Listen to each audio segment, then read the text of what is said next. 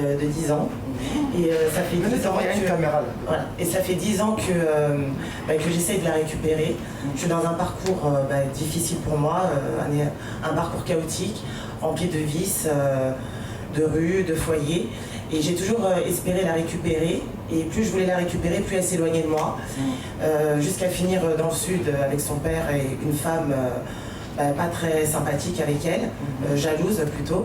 Elle a quel âge? Et elle a 10 ans. 10 ans. Ouais. Et donc plus je me révoltais contre cet éloignement, plus je m'enfonçais dans cette société. Donc police, garde à vue, voilà. Éloignement avec ma famille, rébellion, beaucoup de rancœur envers ma famille. Et ma mère a toujours prié pour moi, pour ma fille, elle y croyait, me laissant dans ce fossé que je ne supportais plus. Je tiens à dire que j'ai fait beaucoup de sacrifices, mais en trichant un petit peu, parce que j'avais pas beaucoup, donc je sacrifiais, mais en gardant une partie qui servait à combler mes vices, parce que je pouvais pas tenir sans. Et un jour j'ai crié à Dieu dans cet alcool où j'arrivais pas à m'en sortir. Et il m'a délivré d'alcool, donc je bois plus. Donc je suis contente.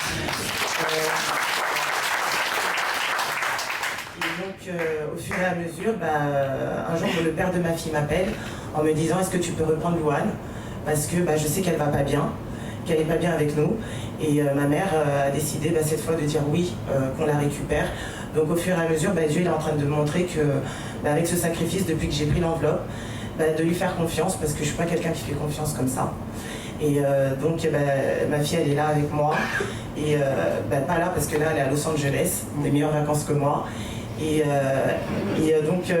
meilleures vacances que vous, ça va bientôt venir. Vous allez partir à Miami. Voilà. Et donc, je tenais à dire aussi que j'ai lutté pour qu'elle rentre dans une école privée. Les gens n'y croyaient pas du tout, parce que j'avais pas les conditions. Et dans cette école privée, elle devait rentrer au CM1. Les portes, elles étaient bloquées. Mais grâce à ce sacrifice et aux réunions que je commence à suivre au fur et à mesure, à la parole que j'entends aussi, à l'enseignement, j'ai commencé à prendre confiance, à croire. Et ma fille, elle est dans cet internat à Montesson et elle passe pas au CM1 mais en CM2.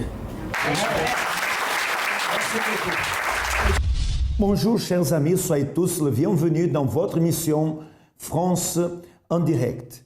Sachez, si toutes les portes pour vous se trouvent fermées, il y a une porte ouverte où vous pouvez profiter d'une vie heureuse, d'une vie transformée. Cette porte, c'est la porte pour laquelle beaucoup de personnes qui étaient frustrées, déçues de la vie, c'était avec sa vie complètement détruite, mais ont réussi à surpasser ces problèmes, sont arrivés avec des problèmes impossibles et c'est-à-dire la situation est devenue possible. Cette porte, c'est la porte du centre d'accueil.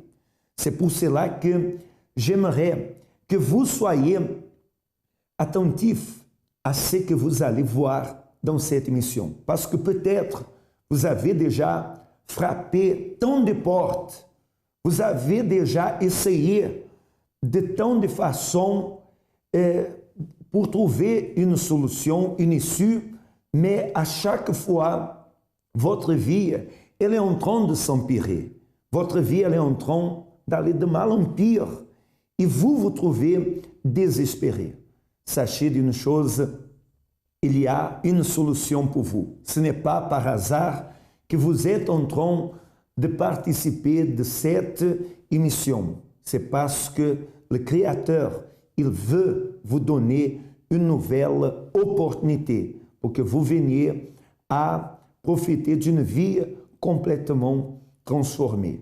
Si vous connaissez quelqu'un dans le désespoir, en train de penser au suicide, quelqu'un qui vous a aussi parlé de sa situation, j'aimerais en ce moment que vous puissiez appeler cette personne et qu'elle vienne à connecter dans cette émission. Parce que cette émission, c'est une opportunité pour changer de vie. Nous allons vous prouver qu'il y a une issue, qu'il y a une sortie pour votre problème. Alors, faites du bien à quelqu'un, appelez une personne et dites-lui, dites à elle de connecter et de participer de cette émission parce que j'en suis sûr que après cette émission, après cette demi-heure que nous allons être ensemble, j'en suis sûr que votre vision et la vision de cette personne que vous allez appeler ne sera plus la même, mais elle aura une autre perspective de vie. Et nous allons vous prouver qu'il y a solution, qu'il y a une sortie pour vous. D'accord? Nous allons maintenant connaître comment était la vie de Nicolas, comment était son passé, ce qu'il a traversé, les problèmes qu'il a vécu dans sa vie. Nous allons savoir comment était son passé et après nous allons revenir avec vous. Accompagnez. C'est quelqu'un qui d'apparence, ça allait bien, mais intérieurement j'allais très mal. Intérieurement j'allais très mal parce que je me sentais seul, de la solitude, beaucoup de tristesse. Il y avait pas mal de pensées négatives également. J'avais un caractère qui était vraiment vulgaire, c'est-à-dire je parlais très mal. Je parlais très mal, même sans me rendre compte, je parlais avec agressivité, mais je ne m'en rendais pas compte. C'est quand les autres me disaient que je parlais très mal que là je me disais ah ouais, c'est vrai, mais pour moi c'était normal. Et tout ça également été illustré par des vices. Et ces choses-là, je les ai vraiment pratiquées pendant pas mal d'années. Et ça m'a vraiment enfoncé de jour en jour. De jour en jour que je pratiquais ça, ben, j'étais en train de me détruire moi-même. Donc, et de jour en jour, au fur et à mesure, je me sentais de plus en plus mal. Ben, les conséquences, c'est que quand j'étais seul, je pleurais. Ça m'arrivait de pleurer tout seul dans ma chambre. Mais devant les amis, je ne le montrais pas. Devant les amis, je montrais quelqu'un qui rigolait, qui faisait des blagues, etc. Mais quand j'étais vraiment seul, et j'enviais même mes amis parce que je pensais que le fait de voir mes amis entourés avec d'autres personnes, moi je pensais que c'était ça la vraie vie, alors que non. Et moi j'enviais ces amis-là, je les enviais, et, alors que non, je veux dire même en étant entouré, je veux dire ça ne cachait pas la tristesse que j'ai en moi, la solitude, etc. J'avais des pensées de suicide, mais jamais au point de passer à l'acte. Mais c'est vrai qu'il y avait pas mal de pensées de suicide. Bon, quand ces pensées venaient, bon, ça durait un moment, mais après ça partait. Mais c'est vrai que j'ai beaucoup souffert à travers ma pensée parce que c'est moi-même qui alimentais des pensées négatives. Mais pour un oui ou pour un non, j'alimentais. Et c'est comme si je prenais plaisir justement à avoir ces pensées négatives-là. Et en alimentant ce type de pensées-là, ben, ça m'enfonçait encore plus. Je manquais de confiance en moi, oui. Je manquais de confiance en moi. Je ne pouvais pas, justement, si j'étais entouré de mes amis, là, je pouvais faire l'intéressant. Mais seul, jamais j'aurais pu entreprendre certaines choses. La chose la plus difficile, je pense reconnaître que j'avais un problème, que j'avais ce problème-là. En parler, surtout. Ça, c'était peut-être plus difficile. Et même quand on me demandait, mais je faisais croire que non, tout allait bien. Mais c'était difficile pour moi aussi de masquer ça. Donc, moi aussi, il fallait un moment en parler. Sinon, j'allais rester comme ça toute ma vie. Et c'était pas ça mon objectif, mon but. Vous voyez comment était la situation de Nicolas, lui, en train d'avoir des pensées suicidaires, lui en train de vivre une vie dégoûtante, une vie d'oppression, de tristesse, arrivait au point de pleurer tout seul parce que sa souffrance était antérieure. Personne n'arrivait à l'aider, mais même lui, il avait mal à parler de sa situation, de se confier à quelqu'un justement pour chercher de l'aide. Mais à l'intérieur, il existait un vide, une tristesse profonde et envie de suicide. Mais vous pouvez être sûr, les personnes qui viennent dans l'émission, c'est parce qu'elles ont un avant et un après. Sa situation, elle a changé. C'est pour cela qu'elle vient ici dans l'émission pour raconter son expérience, l'expérience qu'elles ont eue avec le pouvoir de Dieu. Nous allons maintenant savoir qu'est-ce qu'il a fait, quelle attitude il a pris et comment se trouve actuellement sa vie. Si vous avez identifié avec son passé et vous voulez vous confier, j'aimerais laisser à votre disposition l'ami 24 heures. Le numéro que vous pouvez appeler, c'est le 01 53 35 85 12. Vous allez pouvoir vous confier, parler avec une personne et sera en privacité. Votre situation, elle ne va pas être exposée. Non, la personne qui va vous répondre, elle est bien habilitée à vous aider, à vous amener, à vous en sortir de cette situation, de ces problèmes que vous êtes en train de traverser et tout cela en privacité. Elle va vous écouter et va aussi vous donner une orientation, une direction que sûrement va vous aider. D'accord? Alors, nous allons maintenant savoir qu'est-ce que Nicolas a fait et comment est devenue sa vie. Accompagnez. Alors, j'ai connu le centre d'accueil à travers mes parents, donc ceux qui sont venus en premier.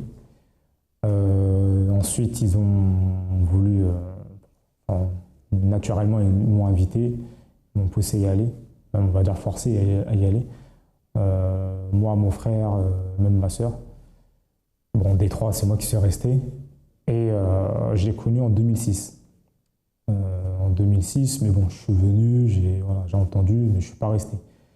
2 ans après, j'ai commencé à y aller. Donc c'était en 2008, je commençais à y aller. Bon, j'y allais une fois par mois, mais bon, pour moi, ça suffisait. Voilà. Ensuite, en 2010, c'est là que j'ai vraiment commencé à, on va dire, rester ferme, on va dire. À rester ferme, parce qu'il y avait justement un pasteur qui me suivait. Donc en 2010, je commençais à rester ferme. Et c'est vraiment en 2012 que j'ai commencé à m'investir. Disons qu'il y a eu un déclic. Je me suis dit, si je ne prends pas une décision pour vraiment avancer, passer à un autre stade, je vais rester toujours au même endroit. Je me suis dit, bon, il faut que la décision vienne de moi, sinon personne ne va décider pour moi. Donc là, j'ai vraiment pris ma décision à moi de m'investir et de vraiment me donner à 100%. Et c'est en 2012 que j'ai pris cette décision-là. Alors à partir de ce moment-là, donc j'ai commencé à vraiment m'investir par rapport aux propos de prière qui étaient proposés. Donc les chaînes de prière, les campagnes d'Israël également. Parce que les premières campagnes d'Israël, je n'ai pas participé. J'entendais parler, mais voilà, pour moi, c'était sans plus. Je n'avais pas besoin.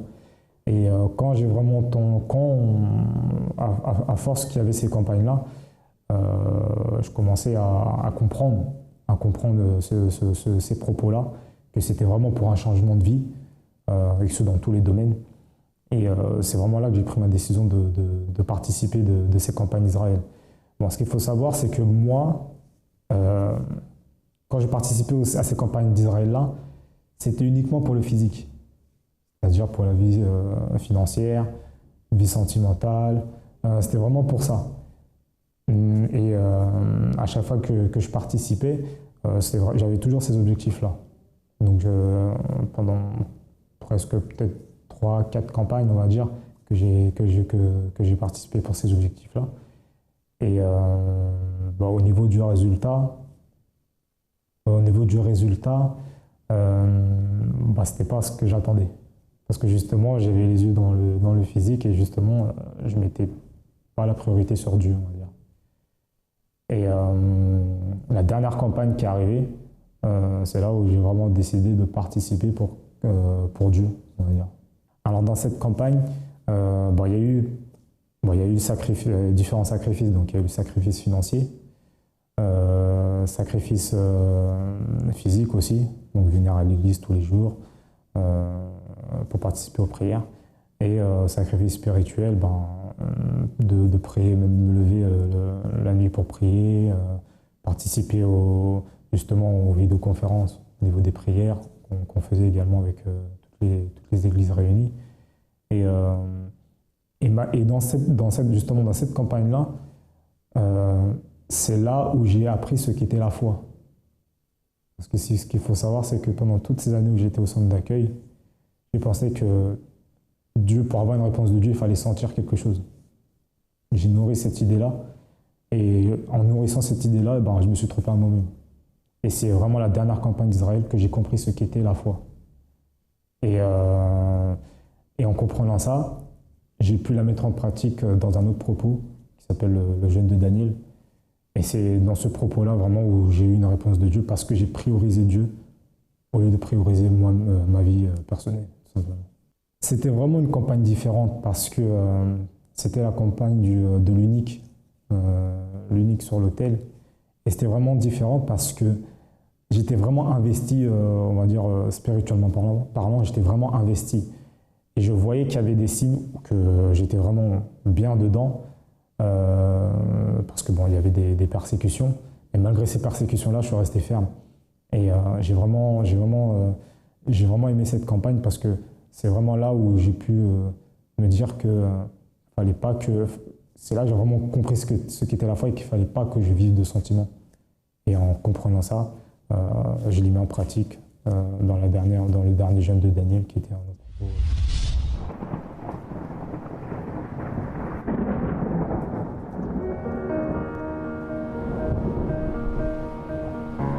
Dans la vie, il est très facile de perdre espoir.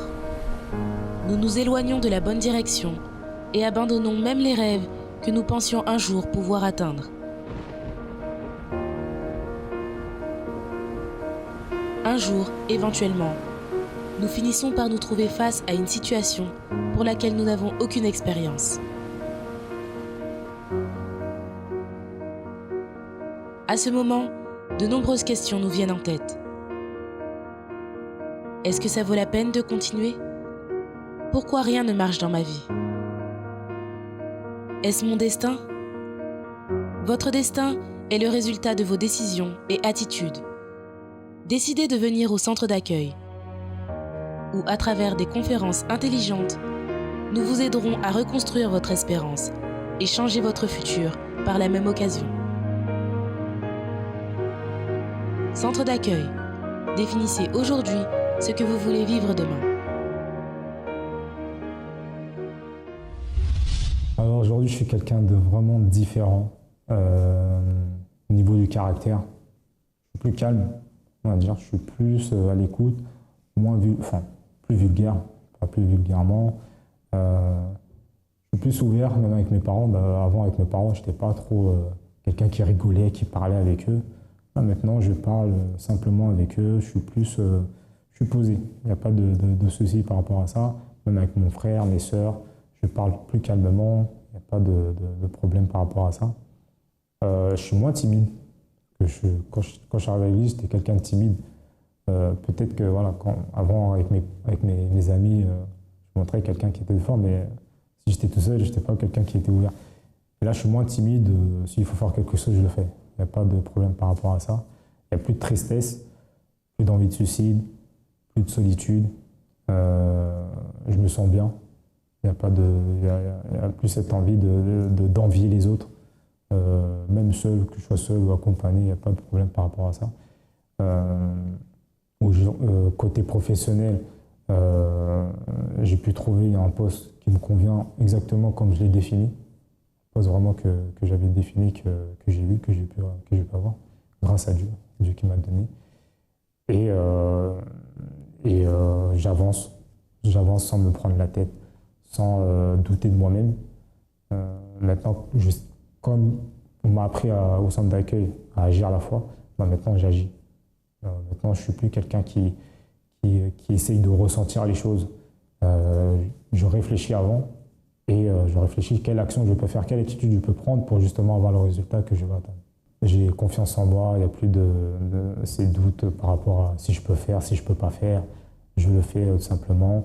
Si je dois demander conseil, je demande conseil. Si je dois aller parler à quelqu'un, je parle avec quelqu'un. Il n'y a pas de problème par rapport à ça.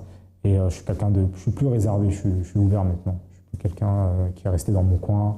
qui était là, qui regardait. Maintenant, si je dois faire les choses, je fais les choses. Si je dois prendre une décision, je prends une décision. Si je dois prendre des initiatives, je prends des initiatives. Sans me poser 1000 questions, je vais de l'avant tout simplement. Alors centre d'accueil, c'est vraiment une école de vie. Ça m'a vraiment redonné le goût de vivre. Ça m'a vraiment, là où j'étais au plus bas, ça m'a vraiment relevé. Et aujourd'hui, je me dis, je ne peux pas abandonner. Je peux pas abandonner le centre d'accueil parce que ce qu'ils m'ont donné, personne ne me l'a donné. Personne ne me l'a donné. Il n'y a que le centre d'accueil qui a pu et qui a su me le donner et qui a su m'accompagner et qui m'accompagne encore aujourd'hui. Merveilleux voir la transformation qu'il y a eu dans sa vie. Louis, il a saisi l'opportunité et il a fait son sacrifice sur l'autel du Dieu vivant dans la dernière campagne d'Israël, justement pour voir le changement, la transformation dans sa vie. Et tout a changé. Aujourd'hui, la confiance en lui n'a plus d'envie de suicide. C'est une personne équilibrée, a réussi à avoir son travail. Sa situation a changé. Aujourd'hui, il est une personne qui a une autre perspective de vie. Et la même chose, la même transformation qu'il a eue, vous pouvez l'avoir. Et pour cela, il faut prendre cette attitude de venir au centre d'accueil. Et peut-être vous êtes là en train de présenter des excuses, en train de dire « je n'ai pas du temps, je n'ai pas de temps parce que je suis très occupé ». Je vous pose une question. Combien de temps vous avez déjà gaspillé en des choses qui ne vous amènent à rien, en des choses qui ne vous apportent rien? Pourquoi ne pas prendre un temps pour donner ce pas? Et sûrement votre situation va changer. Ce que vous n'avez pas réussi à avoir en des jours, ou des mois, ou même des années, ou même de décennies, parce que tant de personnes qui elles racontent son cas véridique, et nous voyons qu'on été des années de souffrance, mais en arrivant au centre d'accueil, en prenant des attitudes, en suivant la direction, l'orientation pratique, biblique et efficace qui a été donnée, alors ils ont récupéré le temps perdu. Et ceux qui n'avaient pas réussi à surpasser en des années, en quelques jours, ils ont réussi à avoir, à surpasser, à conquérir, à atteindre des objectifs que ça faisait déjà des années. Maintenant, c'est à vous la décision. Mais vous pouvez être sûr, Dieu, il veut que vous veniez avoir une vie réalisée, que vous puissiez profiter de vos objectifs. C'est ça le vouloir de Dieu. Et c'est pour cela qu'il vous a permis de voir cette émission pour vous amener à avoir un surpassement. D'accord? Nous allons à un autre cas véridique et d'ici à quelques instants, on reviendra avec vous.